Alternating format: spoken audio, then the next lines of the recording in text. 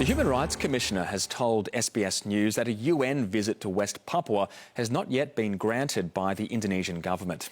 And in a separate development, there could now be a further delay after the Indonesian security minister was stabbed in an IS-inspired attack on the island of Java.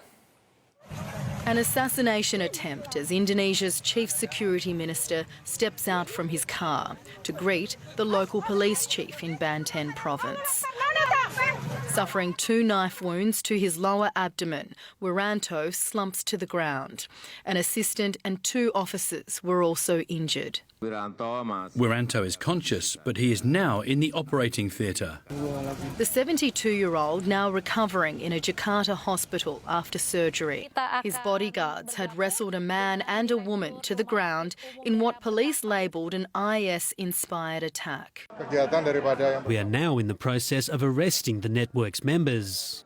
The stabbing of the former army general, who is wanted by the UN for crimes against humanity in East Timor, comes just 10 days out from the president's second inauguration. Earlier this week, he had visited Papua's violence-stricken Central Highlands after deploying thousands of troops there to quell independence rallies and anti-racism marches. In an exclusive interview with SBS, the UN Human Rights Commissioner says her office has not yet secured a trip to the region. Probably now, with this unrest that we have been seeing, it becomes a little more difficult, but we will insist that on our interest of going there.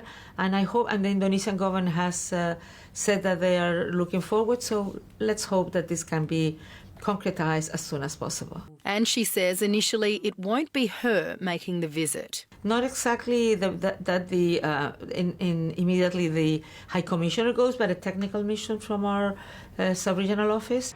But West Papuan activists say Dr. Bachelet should witness what's going on there with her own eyes. My people are continuing to cry for justice and freedom. This footage purports to show the bodies of 3 young mothers and 2 children buried in shallow graves in the Central Regency of Induga. Activists say they were allegedly shot dead by Indonesian forces. SBS World News has not been able to independently verify this claim. Virginia Langeberg, SBS World News.